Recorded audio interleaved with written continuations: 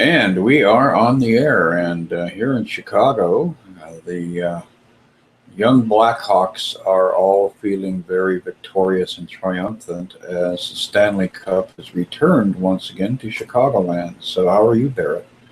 I'm pretty good, and I would have to credit our spiritual discussion on sports and hockey last week with boosting them to the victory. I think you're probably spot on there. And it's interesting how we identify victory with, um, not so much achieving the goal, but with the dynamics of defeating our opponent. Hmm. And I, I think that you know the players, from what I have heard, the ones that were really adding significant components to the entire season were the ones who seemed to take things less personally, and they didn't dwell on, we got to go out and kill those guys. It's more like they were focused on the puck is in front of me and I got to get that damn thing into the net. So, and maybe that's what we need is a little more focus on getting ourselves, into that safety zone, into that net area where there is the assurance of a score for the good guys. Yeah, I think you're right, and I really have been resonating with this idea that spirituality and this particular path of A Course in Miracles is the good news. The good news is that we can find peace even in a place that has a lot of suffering and pain. We can find happiness even in a world of ups and downs, of life and death. We can find that goal, even as we're skating up and down the ice rinks of our lives. Um, so for me, that's what the course is. I think it's sort of a steadying effect. Someone says something I don't like, or something in my life doesn't happen the way I think it should, and I realize that my peace is not set there. That my peace is in some place far more stable. And by remembering that, these sort of temporal ups and downs, they don't have the same gravity that I think I used to give them. Yeah, it is interesting how uh, before we really get into that, absorption into the course, um, what occurs is that we get um, obsessed or diverted with every undulation in the world around us, or what seems to be the world around us, not able to recognize that all of this stuff that we're addressing is actually going on within us, and all of the projection that we end up doing creates this grand theater, and we're constantly having to do damage control and accommodate unanticipated changes and everything else. And so, um, the more I'm working with the daily lessons, the more I'm realizing how profound this entire journey has become, because it's not a journey, to a higher place or to a lower place or to any kind of a exterior destination. It's the growing realization that everything that is happening in life is happening, number one, in mind. All the material things we witness are simply an outpicturing that has absolutely no bearing on reality.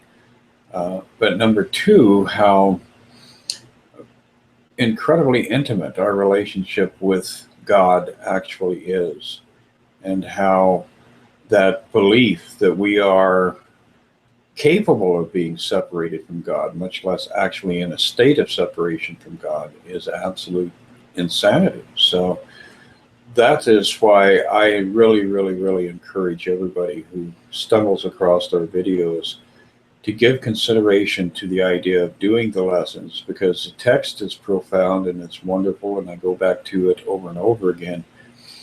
But the lessons in and to themselves are really a profound and deep inner journey of self-realization and self-awakening. So yeah, we're on that trek. Yeah, and I like that idea of it, sort of like being a happy journey. You know, there's different lines in the course where it talks about living a happy dream or being a happy learner. Um, Sometimes the lessons in our lives don't look very happy, um, but there always is a message of peace if we're willing to listen as deeply as possible.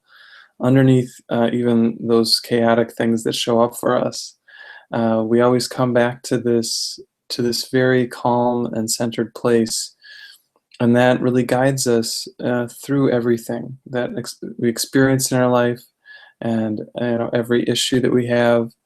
Um, there's always a way forward and a way to deal with what's happening in our life, where we can learn a deeper sense of kindness, where we can really kind of embody these 10 qualities we've been talking about in the last videos of the teachers of God. Um, these are all accessible to us, and they're really always available um, in every circumstance. Now, it doesn't always look that way, you know. If you're a Tampa Bay hockey fan, it might seem like the end of the world recently, but you can see that there is a peace behind the seeming loss, or the way things are not going, um, and that peace is always within. So we can always find that if we're willing to turn our attention from the outer back to the heart within. Yes, that's very true. And again, one of the things that reinforces that idea of an exterior universe and an exterior life comes through very, very clearly um, in a section of the course called Love Without Conflict. And it says, "It is hard to understand what the kingdom of heaven is within you really means. This is because it is not understandable to the ego, and most of us spend 95 or more percent of our day in the ego, which interprets it as if something outside is inside, and this does not mean anything." So, then it becomes gobbledygook to if we're listening or reading through the level of the ego. Hmm. Uh, so he goes on to say the word within is unnecessary. The kingdom of heaven is you. Wow, what a powerful shift in realization that it's not that removes us from that place of imagining ourselves as being some kind of an orb floating into space or something, with things still exterior to us, or with nothingness exterior to us. When we come back full circle to that idea of the realization of total unity, and that there is nothing else but God, and therefore us, because we exist within God, then that is a profound and very, very deep shift in identity that starts to unfold in our mind's eye. The text goes on to say, "What else but you did the Creator create? And what else but you is his kingdom?" This is the whole message of the atonement, a message which in its totality transcends the sum of its parts. And then it goes on to say, "You too have a kingdom that your spirit has created." And how many of us remember that? How many of us remember our creations? And that's probably a good stimulant, if nothing else, to get back into full self-realization, is to recognize what our creation is and where it exists, and be able to take the pleasure in it that God derives from his pleasure in us as his creation. Yeah. Yeah, it's such a beautiful section, and I think it's helpful to remember that when Jesus says something like, what else did God create but you? He's not talking about a body. One of the most repeated lines in A Course in Miracles is, "I am not a body, I am free, for I am still as God created me." So I think a lot of us kind of like our minds sort of freeze up a little when we hear that. Well, if I'm not a body, what am I? I've been so identified with this finite physical object um, for decades. The very idea that it's not who we are, not what we are. Um, there's sort of like our brain just gets a little foggy. Like, oh, I don't know. But it's really a pretty amazing statement, because what it is saying is that we have never left God. What we really are is that perfect spirit. And there's a beautiful poem that Helen wrote.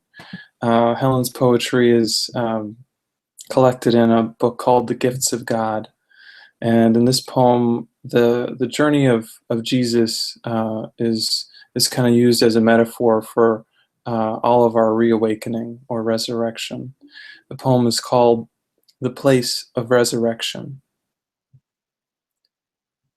There is an altar that I seek, for there, and only there, can certain peace be found.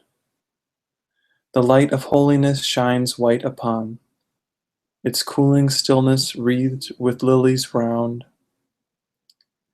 Here is the place where those who thought that death was lord of life must come, to learn of one who seemed to die, that life is lord of death. Beside the lilies, sickly dreams are gone, and stillness spreads a blanket over all, who seem to know no rest and find no peace, to bring the quiet and the dreamless sleep in which their dreaming will forever cease. Here we awake, my brothers and myself, for all of us come here to find the way to waken from the dream of sin the world was made to represent. We come to lay our guilt beside the altar and step back, putting illusions and mistakes aside, and learn before an empty tomb to see he is not dead who here was crucified.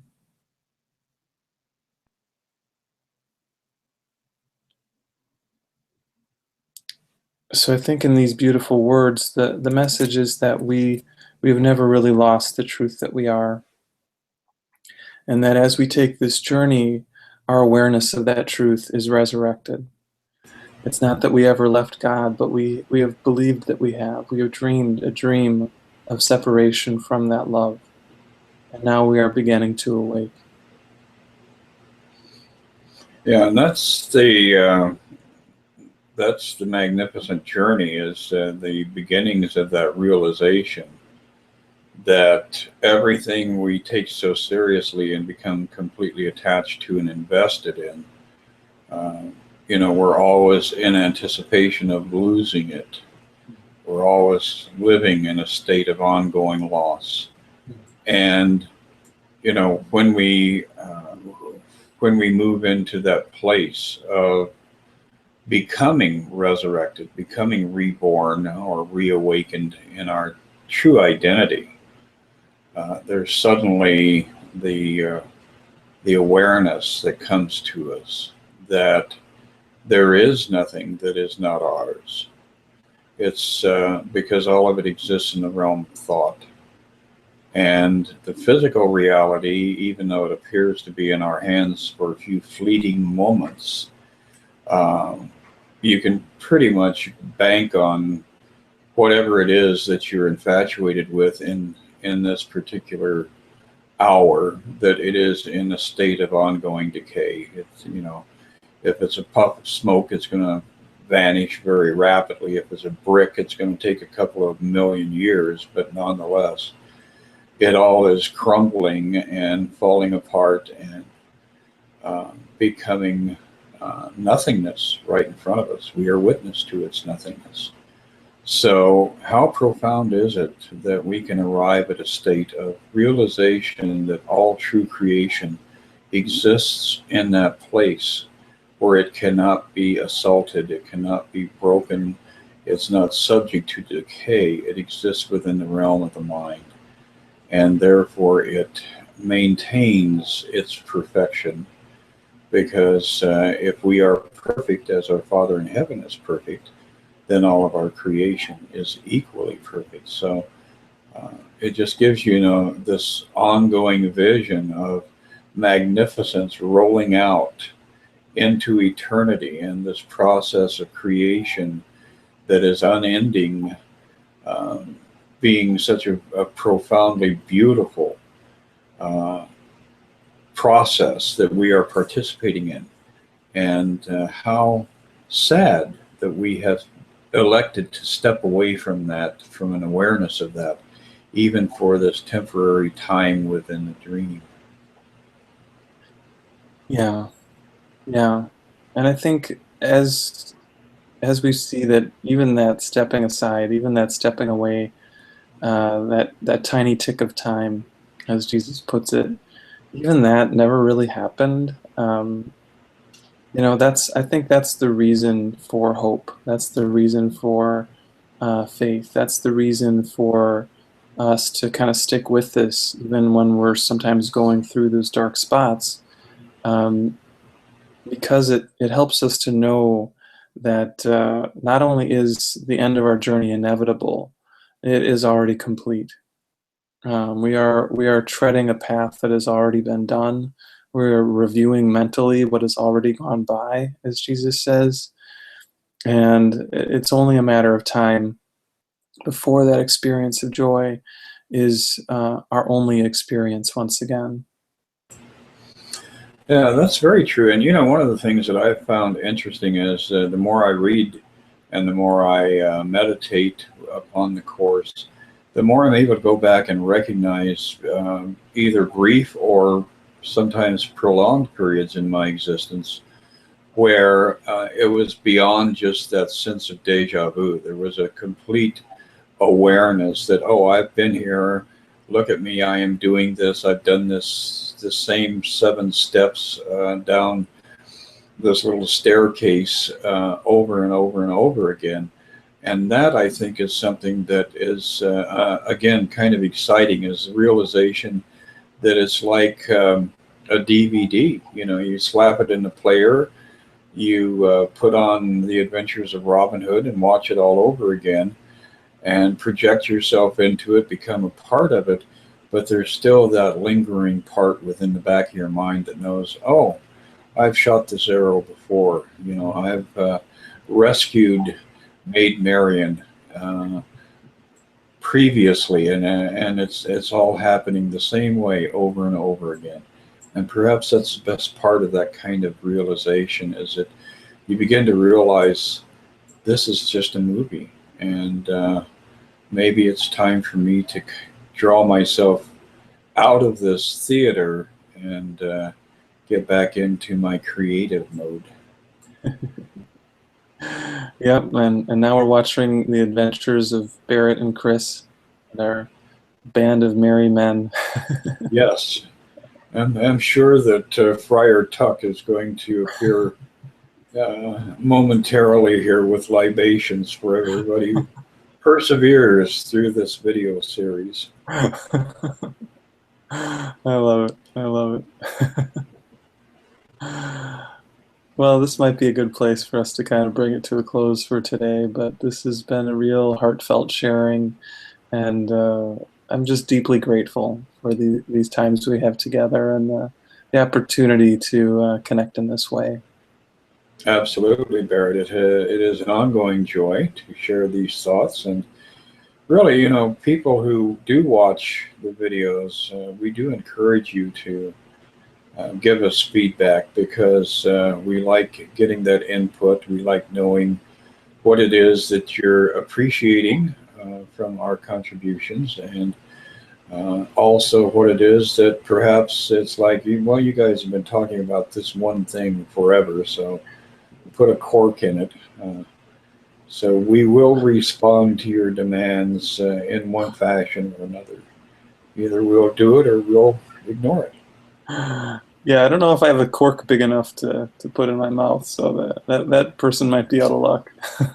I think so, but that's okay because again, tolerance is a big part of the awakening.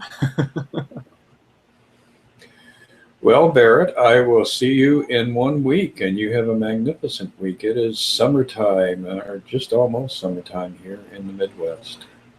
Yeah, and that does remind me, I think I'm not going to be around on Thursday, so we can talk about maybe doing it earlier in the week or just picking it up again the week after that. So, Now, people, stay tuned. It is an enigma right now. We're leaving you with this big void.